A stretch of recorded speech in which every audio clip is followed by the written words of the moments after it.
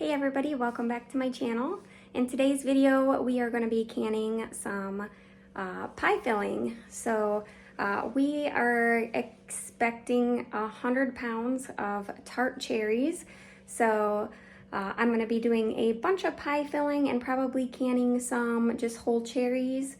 And I may freeze some as well. We'll see. We have got 20 pounds pitted and destemmed and ready to go, so we're gonna go ahead and get to canning these. If you've seen my other canning videos, I like to have everything very systematic and in a row and kind of laid out for me, so once the canning process starts, I'm prepared and I don't have to worry or rush or anything like that. So before I get started on actually the cooking and canning part, I always get everything prepared ahead of time. So I've already washed my jars and lids and rings, and I got the jars filled with hot water and the canner filled with hot water, and then I have that on a medium heat. I do have the electric canner, but if you're doing it on your stove, you're just going to want to get that warmed up and ready so that your jars are nice and hot, because I am going to be filling these with hot cherry pie filling, so I want my jars hot. Also, I've got all of my ingredients out over here and ready to go by the stove, so that where we're going to be cooking the filling. And over here is kind of my prep area where the kids have been helping to remove all of those pits and get those cherries all ready for me. So there are two methods that you can can your filling, and that's going to be either from fresh tart cherries, or you can use frozen cherries or fresh frozen cherries. So the method that I'm going to be using today is going to be, I'm using fresh cherries. They were just delivered to me today, picked and delivered today. And so I'm just going to go ahead and get these going. The other method would be to freeze those and then thaw them out, and collecting the juice and then using that juice as your canning liquid. But I am not going to do that today. I may do that for future ones because I'm going to have so many. I'll probably freeze them and make some more filling at another time.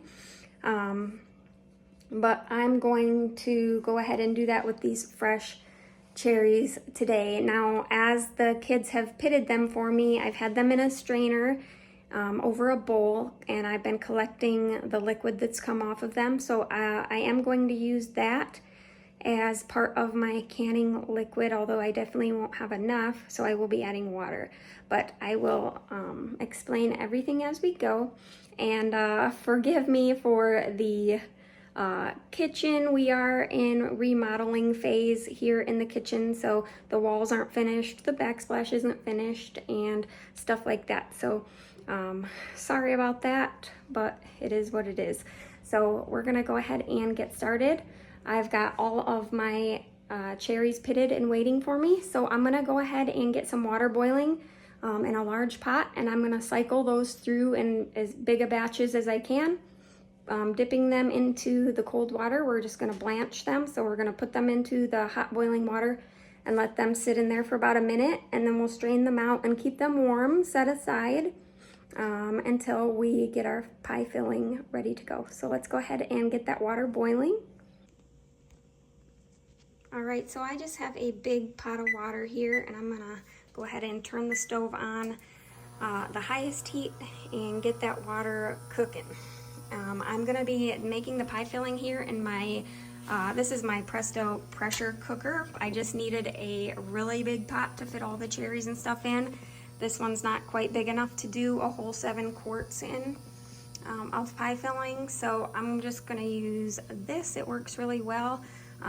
This is what we'll make our the liquid part of the filling, and then we'll go ahead and put the cherries in. So while our water is coming up to a boil, I'm gonna go ahead and start measuring out the clear gel and sugar and get that into our pot. So for canning our pie fillings, we're using clear gel, and you wanna make sure that you get regular cook type clear gel to make pies with.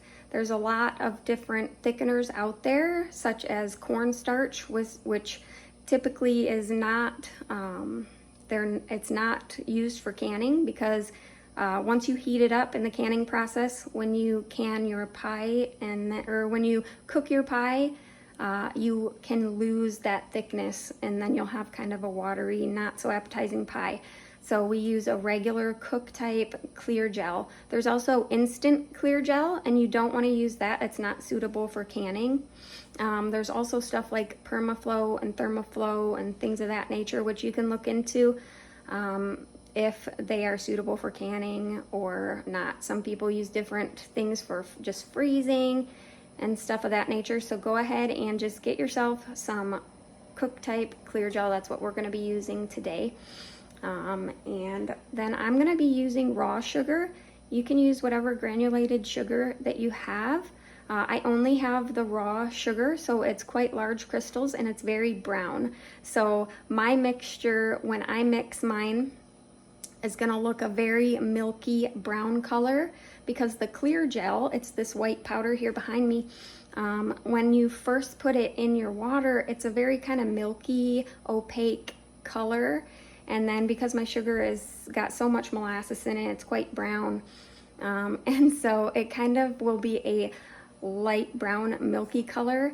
And if you're using a regular whiter sugar, it's you're gonna have just a milky color at first when you mix in the clear gel, and that's totally normal.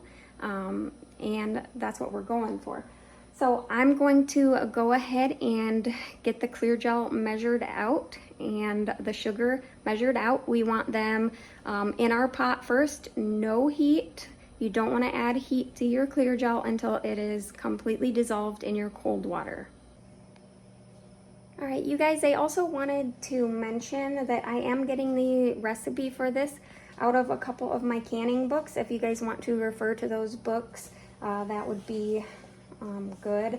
So I am using the USDA home canning book, and also it's basically the same recipe, same exact thing, but it's also in the Ball home preserving book. So if you want to check out either of those books, the one in the Ball book, the recipe is for 4 quarts, and it says 10 pounds of tart cherries. And since I'm going for a whole canner full, I'm looking for 7 quarts. Doubling that, I would assume about 20 pounds should do it. The USDA book tells you either a 1 quart recipe or a 7 quart recipe. And it says 6 quarts of fresh or thawed sour cherries to fill 7 quarts. So hopefully that helps you guys out, and go ahead and purchase these books because they are full of safe canning recipes that you could do and look through. So let's go ahead and get that stuff measured out. So according to our recipe in the USDA book, we're going to need 1 3/4 cup of the clear gel. All right, so that's 1 3/4 cup. All right, that's probably loud. Okay, so that is our clear gel, and then we're gonna add our sugar. All right, so our recipe calls for 7 cups of sugar. So we are going to go ahead and add that. I know it sounds like a lot, but this is 7 whole pies. And you're not gonna probably eat a whole pie by yourself anyways, but it is pie, so we do have to add sugar, guys. All right, we added our 7 cups of sugar to the clear gel. Again, we do not have heat on the stove. I'm just gonna go ahead and kind of mix this together. And then our water is boiling, so we're ready to get our cherries all heated up next.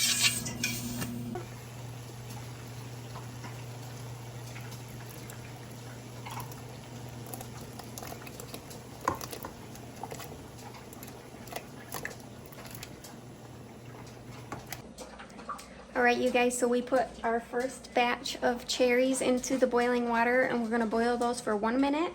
And then we're gonna use like a slotted spoon or a straining spoon, whatever you have.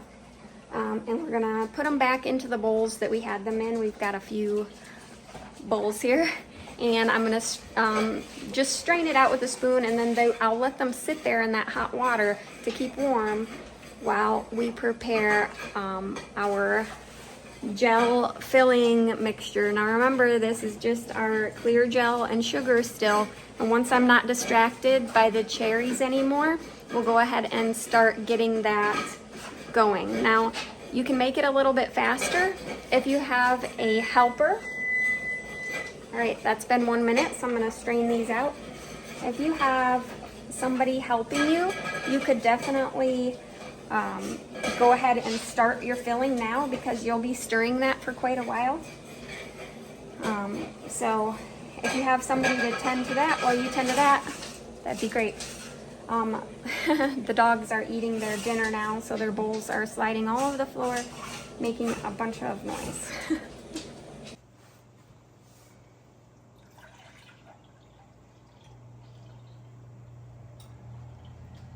All right, so we got 7 cups of liquid total from the cherries. All right, I'm gonna get the rest of the liquid from our water filter. We need 9 1/3 cups total of cold water or juice to our clear gel. All right, all of our clear gel is mixed in and dissolved, so I'm gonna go ahead and get this turned on to a medium-high heat. And now it is a game of stirring.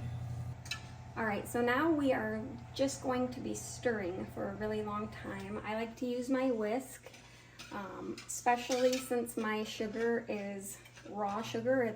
The granules are quite larger, so it takes them a little bit longer to dissolve. So I like to go ahead and just have a whisk and stir away for a long time. It's tempting to turn your heat up to high, but you don't want to do that because you could scorch the bottom of your pie filling. So you're going to stick to like a medium-high heat and stir and stir and stir. Meanwhile, our cherries are over here on the counter staying warm in their hot liquids. And I actually think we have a lot more than what I need for 7 quarts. So we'll probably be able to do more after. All right, so I'm gonna keep doing that, and I have my lemon juice set aside right here ready to go that we will add once it starts boiling. And right now would be the time if you want to add some red food coloring to yours, you can go ahead and do that. Because I used the juice that I collected, it's pretty red already, but if you want to add more and make it more red, now would be the time to add your food coloring. You can also add some optional stuff as well. If you want to add cinnamon or almond extract, now would be the time to do that, or you might wait for the almond extract. I'm not going to use almond extract, but I think I'm going to add some cinnamon. So I'm going to go ahead and grab that cinnamon and get that in here too. All right, so I'm going to go ahead and add the cinnamon. The recipe calls for 1 teaspoon of cinnamon. So I'm going to go ahead and put that in there right now.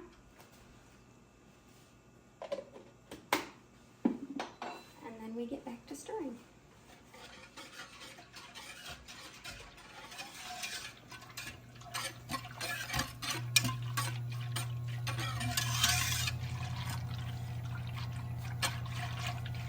All right, we have been stirring for quite a while, and we have our first signs that something's actually going on. So for me, on my setup, I hear it start to fizzle at the bottom and kind of make like a fizzy noise when I stir. And then a couple minutes later, you'll start to notice it start to thicken. And as you start to bring your whisk up, you'll notice the droplets staying on a little bit longer. And after a little bit more time, you'll start to see bigger and bigger clumps sticking to your utensil. So you can see we're starting to turn the gel. Now we're gonna just continue to stir this as it thickens. Very important so that you don't get burn on the bottom. So we're gonna stir this, and once we start to see it bubbling, we start to see boiling, that's when we're gonna add our lemon juice. And then we boil for 1 minute once that happens. So we'll see you back here in just a second when we are at that stage. All right, we've been continually stirring this and we are starting to see bubbles. So go ahead and take a look at what that looks like. We've got bubbles. All right, so now's the time to add our lemon juice. So we're gonna add half a cup of lemon juice in there. Oops. And we're gonna stir this up. And then we're gonna set our timer for 1 minute, and we're gonna continually stir this for 1 minute. All right. There's our timer. So we got 1 minute, and then we're gonna add our cherries.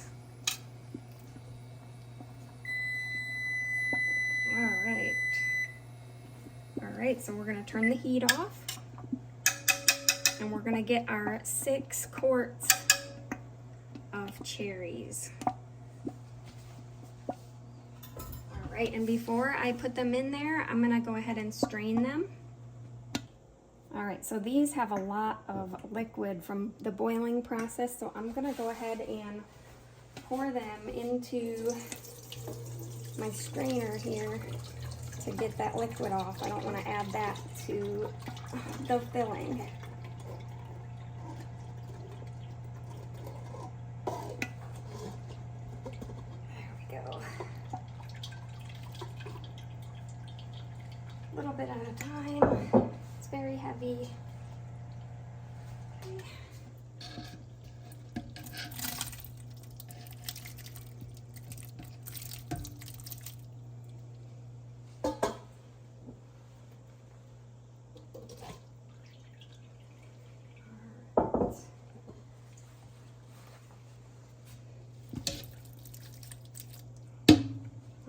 And a little bit more over here.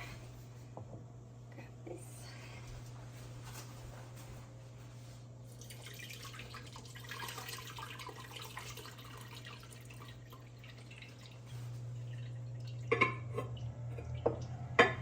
That is gonna be, oops, 6 quarts. And then we're gonna stir this in.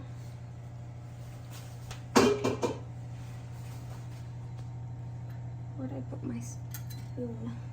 All right, so we're gonna stir this up and get this into our jars real quick. Found a pit. All right. All right, so we're gonna go ahead and get our jars, hot jars, out of the canner. And I like to do mine 2 at a time. That's about how many I'm confident in filling while keeping the jars nice and hot.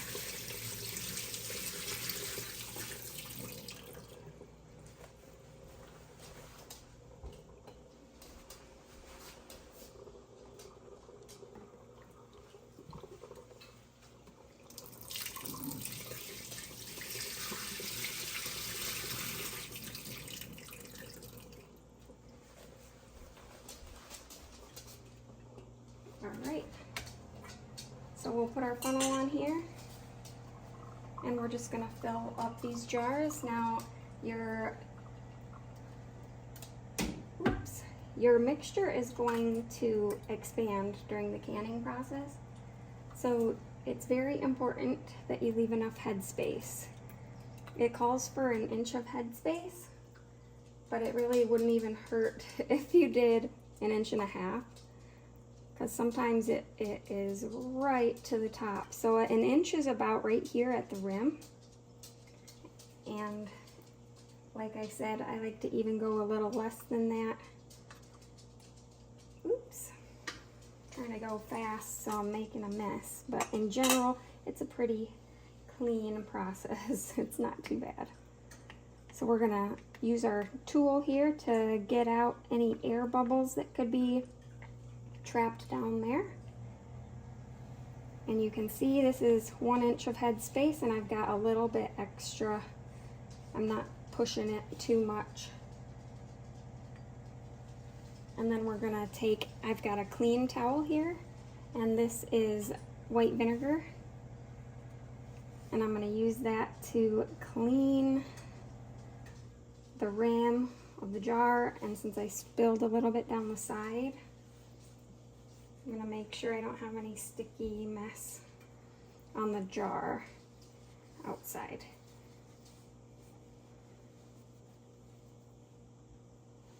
And then we're gonna grab, we grab our clean lid and our ring to fingertip tight. And then we can put this into the canner and get the rest all filled up. We are filling our last jar. There's plenty to go in there, but it gets hard to scoop there at the end.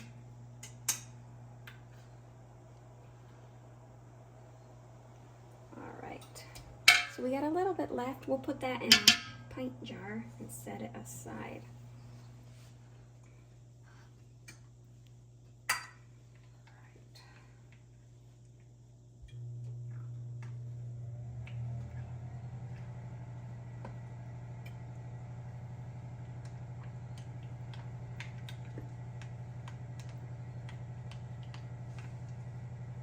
All right. That looks good. I think I want to take a couple out of that one. All right, now I'm going to clean the rims with my vinegar. Make sure everything's nice and clean. We don't want sticky rims.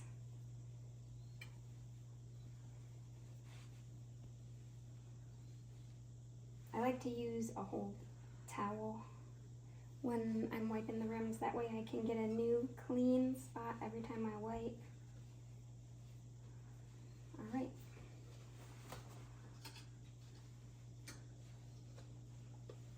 Lids and rings. We're gonna fingertip tight and get these into the canner.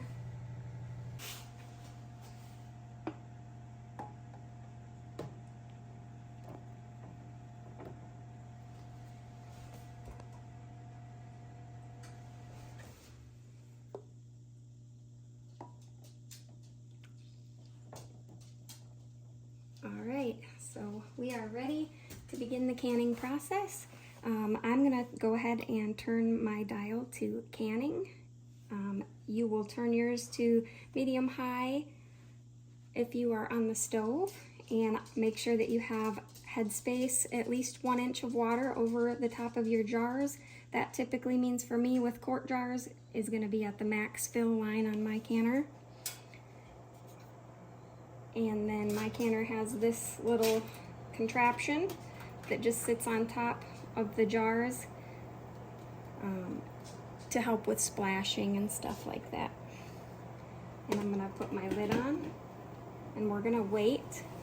We are going to wait for this to come up to a full rolling boil, not just a few bubbles, but we want a good rolling boil. And then we are gonna start our timer for 30 minutes. And that will vary depending on your elevation, so make sure that you check that. And while you're at it, go ahead and purchase those 2 books. They're invaluable to have with you in the kitchen while you're canning to refer to. So we're gonna wait for this to get up to temp, and then we'll start our timer.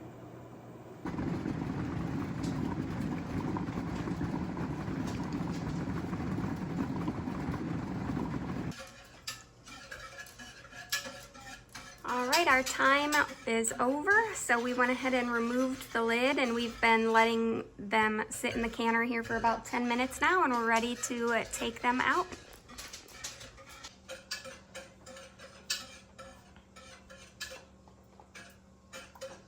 Look at those. Those look so pretty. So yummy. We're gonna set these on a towel with some space between so they can cool for the next 12 hours on the counter. Look at those. Beautiful. We've got another batch on the stove right now.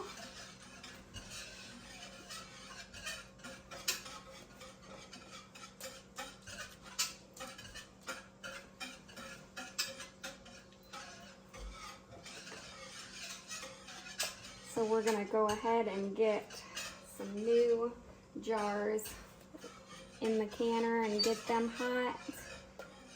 Look at that.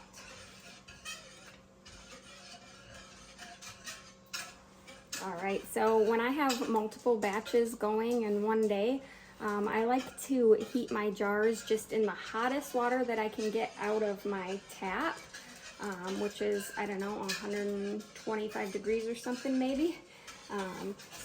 And I just have them kind of in this water bath, I guess, in the sink in very hot water. And then I did empty some of my canning water into it so that it was nice and hot. So these I can then transfer to the canner and they won't get shocked. And then I can let those warm up while I go ahead and finish making my second batch of pie filling. All right, there's batch number 2 in the canner. All right, we managed to get 2 full loads of cherry pie filling done today that will go in the pantry tomorrow. I'm gonna let it cool on the counter and set up for about 12 to 24 hours, usually 12 hours. But sometimes they sit there a little bit longer. But after about 12 to 24 hours, I go ahead and wash them with hot soapy water in the sink and lift them up by the lid to just make sure that they have a really good seal. And then we label them and we bring them downstairs to our pantry, and that is that. So we've got lots of pie filling now that we can enjoy throughout the year. And hopefully you guys enjoyed this video, and I hope it helps you out. Don't forget, I will put the links down below for the books that I use for the recipe, the USDA canning book and the ball canning book. Both are really good, have lots of recipes, and it's nice to have that right there next to you in the kitchen. So hopefully you guys enjoyed this video, and I will see you guys in the next one. Bye.